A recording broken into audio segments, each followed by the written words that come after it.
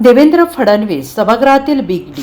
आरडाओरडा न करता विरोधकांचा करेक्ट कार्यक्रम करतात एकनाथ शिंदे. मुख्यमंत्री देवेंद्र फडणवीस हे सावजीसारखे तिखट आणि नागपुरी संत्र्यासारखे गोड आहेत. जराही चिडचिड न करता देवेंद्र फडणवीस अंगावर येणाऱ्या विरोधकांचा करेक्ट कार्यक्रम करतात, असे वक्तव्य राज्याचे उपमुख्यमंत्री एकनाथ शिंदे यांनी केले. गेल्या काही दिवसांपासून एकनाथ शिंदे आणि देवेंद्र फडणवीस यांच्यात एकमेकांच्या पक्षाचे कार्यकर्ते फोडण्यावरून वितुष्ट निर्माण झाल्याच्या चर्चा आहेत आणि या सगळ्यामुळे एकनाथ शिंदे यांनी दिल्लीत जाऊन अमित शहांकडे महाराष्ट्र भाजपची तक्रारही केल्याचे सांगितले जात आहे.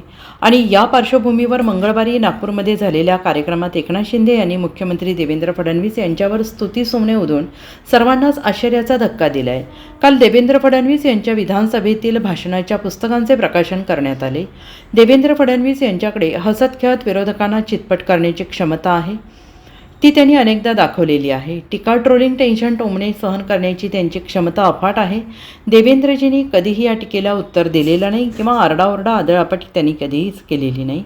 ज्यांना उत्तर द्यायचं असेल त्यांना ते बरोबर उत्तर देतात. अंगावर आलेल्या विरोधकांचा करेक्ट कार्यक्रम ते करतात. अमिताभ बच्चन हे बॉलिवूडमधील बिग बी असतील तर देवेंद्र फडणवीस सभागृहातील बिग डी आहेत. डी म्हणजे डिवोशन, डेडिकेशन, डेअरिंग, डिसिप्लिनचं आणि डेटर्मिनेशन आहे. 2022 साली मी जेव्हा निर्णायक पाऊल उचलायचं ठरवलं होतं, खंबीर पाठिंबा देणारा त्यांच्यातील सच्चा दोस्त मी पाहिलेला आहे. त्यावेळी अनेकदा ते मला हुडी घालून भेटायला यायचे. त्यांच्या या हुडीने विरोधकांना हुडहुडी भरली. मी यारो का यार, दुश्मनो का दुश्मन आहे हे त्यांनी अनेकदा दाखवलेलं आहे, असंही एकनाथ शिंदे यांनी म्हटलेलं आहे. विरोधकांना चितपट करण्याची क्षमता त्यांच्याकडे आहे, ती त्यांनी अनेक वेळा दाखवलेली आहे. टीका, ट्रोलिंग, टेन्शन, टोमणे सहन करण्याची त्यांची क्षमता अफाट आहे.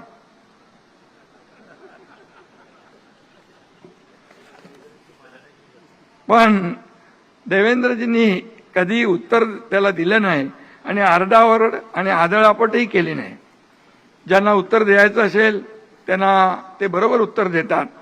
अंगावर आलेल्या विरोधकांचा करेक्ट कार्यक्रमही ते करतात आणि त्यामुळे गमतीचा भाग आहे. आणि खरं म्हणजे मी सांगेन, देवेंद्रजी, आपका दिल भी जगह पर, दिमाग भी ठिकाने पर, दोस्त भी अपनी जगह और दुश्मन भी निशाने पर, अशा प्रकारचं काम तुम्ही करा. एकाच वेळी तुम्ही काय काय करू शकता हे तुम्ही दाखवलेलं आहे. हे काही लोकांना कळलंय, काही लोकांना कळलेलं नाही.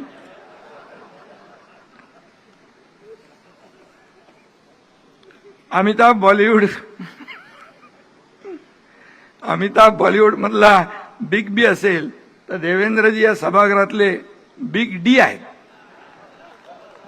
डी म्हणजे वेगळा अर्थ काढू नका. हा डी म्हणजे डिवोशनचा आहे, हा डेडिकेशनचा आहे, हा डिटर्मिनेशनचा आहे, हा डिसिप्लिनचा आहे आणि हा डी डेअरिंगचा पण आहे.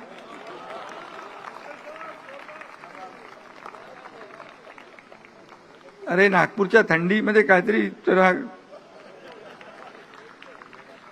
परिस्थिती किती गंभीर असली तरी ते कायम खंबीरच असतात. आणि म्हणून कारण ते कायम थंड डोक्याने परिस्थितीला सामोरे जात असतात. आपण म्हणतो डोक्यावर बर्फ ठेवतो, पण मला वाटतं त्यांच्या डोक्यावर बर्फाची लादी ठेवतात वाटतं. नगरसेवक, महापौर, विरोधी पक्षनेता, मुख्यमंत्री, उपमुख्यमंत्री, पुन्हा मुख्यमंत्री असा प्रवास त्यांनी केलाय.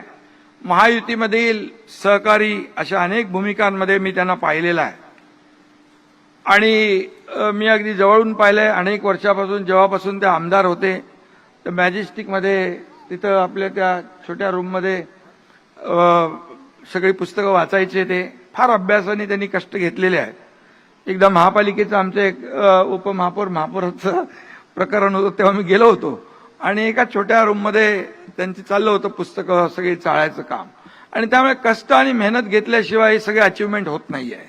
आणि म्हणून मी एवढंच सांगतो की अनेक प्रसंग त्यांच्या जीवनामध्ये आले. कर्करोगाने वडिलांच्या निधनानंतर नागपुरात कॅन्सर हॉस्पिटल उभारून कॅन्सरच्या रुग्णांना मायेचा आधार देणारा हळवा माणूसही त्यांच्यामध्ये मी पाहिलेला आहे, आपणही पाहिलेला आहे. 2022 साली जेव्हा आम्ही निर्णायक पाऊल उचलायचं ठरवलं तेव्हा खंबीर पाठिंबा देणारा त्यांच्यातला एक सच्चा दोस्तही मी पाहिलेला आहे. आणि त्यावेळेस अनेकदा ते मला हुडी घालून भेटायला यायचे, परंतु त्यांच्या या हुडीने विरोधकांना हुडहुडी भरली होती. विजयराव, तुम्हाला नाही बोलत मी. Bureau report, SBN Marathi, Mumbai.